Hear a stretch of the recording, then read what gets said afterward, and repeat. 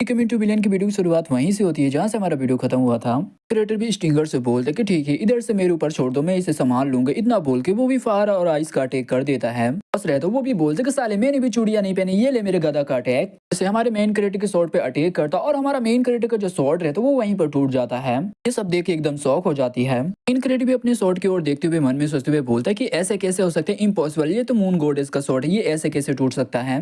तो वो बोलते क्या हुआ साले, तू अकेला नहीं है जिसके पास 9 गॉडों में से एक गॉड का वेपन है, मेरे पास भी एक गॉड का वेपन है। वेपन मेरे को प्रिंस ने दिया था 7 गॉड्स का और ये वेपन तो बहुत ज्यादा पावरफुल है, उसने मुझसे झूठ नहीं बोला था। मेन क्रिएटर भी एकदम शॉक हो जाता और मन में सोचते हुए बोलता है क्या ये 7 गॉड का गधा है। गॉड है 7 गॉड को ये भी कहा गया है जितने भी 9 गॉड के वेपन बनाए गए हैं वो 7 गॉड ने बनाए थे और वेपन की भी देवी उसे बोला जाता है। उससे निपटने के लिए उसने तो हर संभव तैयारी करके आया है मुझसे। बोलते क्या हुआ साले मेन क्रिएटर के बच्चे, तेरी तो तलवार टूट चुकी है, अब तू मुझसे किससे लड़ेगा। मेन क्रिएटर अर्थ गॉड का वही कुल्हाड़ी निकाल लेता है। भी बहुत तेजी की स्पीड से एक अटैक करता है और बॉस की भी जाकर लगता है और बॉस भी मरने से पहले बोलता है कि अरे यार ऐसे कैसे, मैं नहीं मर सकता हूँ। भी बॉस से बोलते हैं क्या तुम्हें किसी ने नहीं बताया कि मेरे पास ढेर सारे मैजिकल वेपन हैं। भी बोलते कि मुझे बिल्कुल भी नहीं पता था। इतना बोल के वो भी वहीं पर मर जाता है। क्रिएटर भी बोलते क्या तुम्हारे प्रिंस ने नहीं बताया कि मेरे पास ढेर सारे मैजिकल आइटम हैं। कि बंदे रहते वो भी एकदम डर जाते और बोलते कि अरे यार हमारे बॉस तो मारे गए हैं। पर यही कमीनी लड़की आती है, मैंने बोल दिया था गलती से कि ये मारी गई थी, ये मारी बिल्कुल भी नहीं गई थी, ये जिंदा है। और ये कमीनी लड़की भी बोलती है कि इसे मार डालो, हमें अपने बॉस का बदला लेना चाहिए। कि बंदे रहते वो भी वहां से भाग जाते, वो बोलते कौन सा बॉस, इसके लिए हम बदला लेंगे, बिल्कुल भी नहीं, हमें नहीं मरना है। औरत रहती वो भी बोलती यार कमीनो इंसान, तुम ऐसे कैसे भाग सकते हो, रुको मैं भी आ रही हूँ। बॉस का डेड बॉडी रहता है, उसकी बॉडी में एक टाइगर वाला टैटू बना रहता है। भी उस टैटू को देखते हुए बोलता है अरे ये तो वही इंसान है, ये वही लुटेरा है जिसने हमारे गांव में अटैक किया था और बाकी लड़कियों की इसने इज्जत लूट लिया था और इसने प्लस मेरी माँ को भी जान से मार डाला था। तेरे ने मेरी माँ को मारा था, मैंने उसका चेहरा तो नहीं देखा था मगर मैंने उसकी बॉडी में ये टैटू बना हुआ देख लिया था और ये टैटू मेरे को मरते दम तक याद रहेगा। वो इंसान मिल चुका है मगर अब वो मारा जा चुका है। क्रिएटर बोलता है कि बॉस को पहले से ही पता था कि तुम उसी विलेज से आए हो जिस विलेज को उसने डिस्ट्रॉय कर दिया था। तुम दोनों भाई बहन बहुत ज्यादा अकेले हो तो उसने तुम्हें अपने अंडर में रख लिया और उसने तुम्हारा यूज किया। लीडर रहता वो भी बहुत ज्यादा गुस्से में आ जाता और बोलता है कि इतने सालों तक मैं अपने दुश्मन के लिए काम करता था। लीडर रहता वो भी बहुत ज्यादा गुस्से में आ जाता और बोलता है कि बॉस तुम एक नंबर के कमीने और एक नंबर के घटिया इंसान हो, मैं तुम्हारी डेड बॉडी के टुकड़े टुकड़े कर दूंगा और अपने अब्बाजान और अम्मीजान का बदला ले लूंगा। बोलते कि थैंक यू मेन क्रिएटर, तुम नहीं होते तो हमें बिल्कुल भी सच्चाई नहीं पता चलती और हम अपने दुश्मन के लिए ही हमेशा काम करते रहते। क्रिएटर भी बोलता है जैसे कि तुम्हें पूरी सच्चाई पता चल चुकी है तो अब बताओ आगे का प्लान तुम्हारा क्या है। लीडर है तो वो बोलता है कि बताओ तुम्हारी सिटी में कौन सी पोजीशन खाली है। तो भी हमारा मेन क्रिएटर बोलता है क्या तुम सीरियस हो। लीडर भी बोलते कि बहना तुमने सुना, अब हमें तलवार के सहारे बिल्कुल भी नहीं जीना पड़ेगा, अब हमें लूटपाट नहीं करना पड़ेगा, एक हम अच्छी से नॉर्मल लाइफ जी सकते हैं। स्टिंगर भी बहुत ज्यादा खुश हो जाती है और बोलती कि हाँ एक अच्छी सी और प्यारी सी लाइफ हम अपनी जिएंगे। मेन क्रिएटर की एक आवाज आती है और हमारा मेन क्रिएटर भी बोलता है कि अरे ये कैसी आवाज है और दौड़ के वहां पर जाता और वहां पर वही खड़ा रहता है जो कि हमारी लैन के पास रहता है। मेन क्रिएटर भी उस कंगन को उठाता और देखते हुए बोलता है अरे ये तो लैन का कंगन है और सामने की ओर देखता है जो स्नेक गोड रहता है वो भी अधमरी हालत में पड़ा रहता है। क्रिएटर भी दौड़ते हुए जाता है और बोलता है कि स्नेक गोड, तभी हमारी स्टिंगर भी रोक देती है और बोलती है कि उसके पास मत जाओ क्योंकि उसके ऊपर जिस वेपन से वार किया गया है उस पर पॉइजन लगा हुआ है। लीडर है तो वो बोलता है कि जिस पॉइजन वेपन से इसके ऊपर वार किया गया है, इस पॉइजन वेपन को देखकर मेरे को याद आ रहा है मेरे बॉस के अंडर में एक लड़की आया करती थी जो कि पॉइजन के मामले में बहुत ज्यादा तगड़ी है। वो यहाँ पर बिल्कुल भी नहीं आई थी, लगता है ये उसी का काम होगा।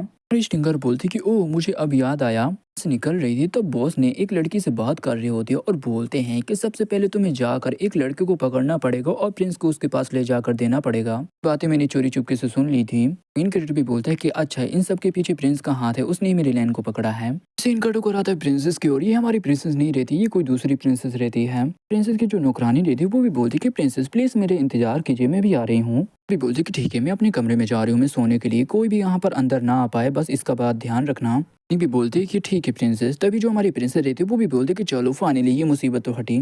प्रिंसेस रहती है वो भी हमारे बू फैन से मिलती है और बोलती है कि बू फैन मुझे मिल गया है। तभी हमारे बू फैन भी बोलते हैं कि ओ प्रिंसेस। बू फैन भी प्रिंसेस के हाथों से वो स्क्रोल ले लेता है। तो ढेर सारे गार्ड लगे हुए हैं जो कि इस स्क्रोल को प्रोटेक्ट कर रहे हैं। तो यही तो स्क्रोल चाहिए था मगर आपने तो बहुत ज्यादा आसानी से इसे हासिल कर लिया और आपने मुझे दे दिया। प्रिंसेस रहती है वो बोलती कि मैं प्रिंसेस हूँ, मैं किसी भी चीज को आराम से ले सकती हूँ। बोलता जो रोज के अब्बाजान है उसकी जो हस्तियां हैं पक्का इसी मैप में लिखा होगा वो कहाँ पर होगी। भी कंफ्यूज होते हुए बोलती क्या अस्तियां मत करो, ये मेरे फ्रेंड के अब्बाजान की अस्तियां हैं जो कि शैडो ड्रैगन गार्ड हुआ करते थे। रूल के हिसाब से देखा जाए जो शैडो ड्रैगन जो गार्ड हुआ करते थे जब भी वो मर जाया करते तो उनकी जो डेड बॉडी वो जला दिया जाया करता था और उनकी जो अस्थियां रह करती थी वो भी महल में छुपा दिया करते थे। अपने फ्रेंड से वादा किया था कि मैं उसके अब्बाजान की अस्थियों को चुराने में उसकी मदद करूंगी, जिससे वो अपने अब्बाजान के पास ले जाकर उसे दफना सके। हमारी प्रिंसेस बोलती कि इस स्क्रोल को चुराना तो बहुत बड़ा क्राइम है, मगर तुमने ये जोखिम भी उठाया और तुमने बहुत बड़ा क्राइम भी किया, तो इसका मतलब वो जो तुम्हारी जो फ्रेंड वो तुम्हारे लिए बहुत ज्यादा इंपॉर्टेंट होगी। भी बोलती क्या वो एक लड़की है। तभी हमारा जो बू फैन रहता है वो बोलता है कि अरे पगली, क्या तुम उससे जल रही हो। बोलती कि मैं उससे क्यों जलूं, और इधर मेरे को बिल्कुल भी नहीं पता है कि इन दोनों के बीच में रिलेशन कब हुआ। बिल्कुल भी नहीं दिखाया था हमें कि इन दोनों के बीच में चक्कर कब से चल रहा था, क्योंकि ये प्रिंसेस को ध्यान से देखो तो ये हमारी होमियान जैसे दिख रही होती है। फैन भी प्रिंसेस को पकड़ लेता और बोलता है कि आ जाओ मेरी जान, मेरे को एक किस दे दो। इतना बोल के वो भी प्रिंसेस को किस कर लेता है। के बाद बोलता है कि मेरी जान, मैंने अपनी पूरी लाइफ में सिर्फ एक ही लड़की से प्यार किया है, वो हो तुम। फिर बोलती कि मेरे बाबू रहते वो भी प्रिंसेस को पकड़ लेता और बोलता है कि मेरी जान अब मुझसे बिल्कुल भी नहीं रहा जा रहा। उसे वहीं पर बेड पे पटक देता है। प्रिंसेस भी उसके ऊपर आ जाती है और बोलती कि इतनी जल्दी भी क्या है। तो कर आता है 1 महीने पहले की ओर, और बूफैन भी महल के अंदर आ चुका रहता है। तभी बूफैन के साथ जो बंदा रहता है वो बोलता है कि ये प्रिंसेस का कमरा है, तुम्हें यहीं पर बाहर रहकर तुम्हें प्रिंसेस को गार्ड करना पड़ेगा। तुम्हें नौकरानी को बता देना, नौकरानी हमें बता देगी, समझ गए ना। तो नौकरानी आती है और बोलती है कि प्रिंसेस प्लीज खाना खा लीजिए। वही नौकर आता है और बोलता है कि यार प्रिंसेस अभी भी खाना नहीं खा रही है। रानी भी बोलती है कि नहीं यार, प्रिंसेस तो दरवाजा भी नहीं खोल रही है। बोलता है कि जब से राजा ने प्रिंसेस की शादी तय कर दी है और प्रिंसेस को शादी का जोड़ा भी भेजा, तब से प्रिंसेस ने अपने आप को कमरे में बंद कर लिया। उन्होंने कुछ भी खाना पीना नहीं खाया है। बोलती कि उन्हें कुछ हो गया तो हमें सजा मिलेगी। तो वो भी बोलते कि प्रिंसेस प्लीज दरवाजा खोलिए। वो फैन रहता है उसे भी कुछ नोटिस होता है और बोलता है कि रास्ते से हट जाओ, मैं दरवाजा तोड़ता हूँ। इतना बोल के वो भी दरवाजा तोड़ता है और वो भी अपनी जान निकाल रही होती है। तो वो भी बोलती कि प्रिंसेस रहता वो भी एक अटैक करके रस्ते को वहीं पर काट देता और प्रिंसेस को बचा लेता। और प्रिंसेस को जैसे देखता उसे याद आ जाती कि ये तो हुमियान जैसे दिख रही है। बोलता है कि हुमियान, मगर इतने में प्रिंसेस जो रहती है वो बेहोश हो जाती है। भी मन में सोचते हुए बोलता है कि मुझे लगा नहीं था कि इस किंगडम में मेरी हुमियान जैसे एक और लड़की होगी। तो करा था करंट टाइम की ओर, जहाँ पर जो प्रिंसेस रहते वो बोलती कि अरे बूफैन तुम क्या सोच रहे हो।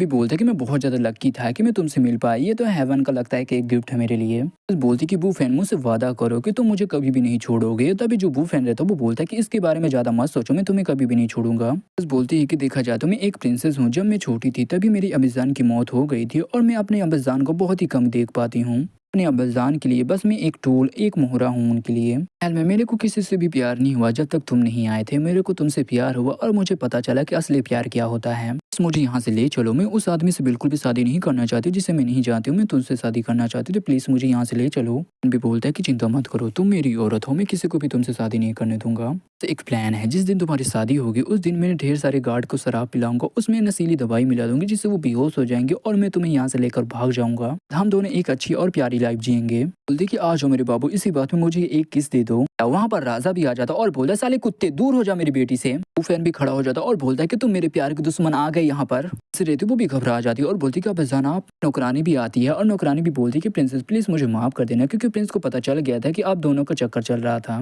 मेरे ऊपर बहुत ज्यादा टॉर्चर किया और मैं इस टॉर्चर को बिल्कुल भी नहीं सह पाई और मैंने प्रिंस को बता दिया। दूसरा किंगडम का जो प्रिंस रहता वो बोलता है कि राजा मैं तो यहाँ पर आया था प्रिंसेस के साथ शादी करने के लिए, जिससे हमारे बीच में दोस्ती हो जाए। मेरे को लगा नहीं था कि ऐसा होगा। तो बोलता है कि आप अच्छे से मुझे को बताओ कि ये सब चल क्या रहा है, नहीं तो अगली बार आपको वॉर मिलेगा, यानी मैं आपसे युद्ध करूंगा। लेकिन नहीं प्रिंस, जैसा आप सोच रहे हो वैसा कुछ भी नहीं है। पूरे गुस्से में आ जाता और बोलता है कि देख मेरी बेटी तूने ये क्या किया। प्रिंस भी बोलती कि अब्बाजान ये सारी गलती मेरी है, कुछ भी नहीं किया है, तो प्लीज मुझे सजा दीजिए। आई नो मैंने बहुत बड़ा क्राइम कर दिया है। आगे आता और बोलता है कि मेरी बाबू दूर हो जाओ, किसी को सजा मिलेगी तो वो मुझे मिलेगी। फिर गुस्सा करते हुए बोलता है साले तू घटिया इंसान, जिस थाली में खाया तूने उसी थाली पे छेद किया। मौत की सजा नहीं दी तो मेरे किंगडम का जो रेपुटेशन है वो एकदम बर्बाद हो जाएगी। भी ये बातें सुन के एकदम शौक हो जाती है। वो बोलती है क्या हमें मरवा देंगे, क्या हमें जान से मार देंगे।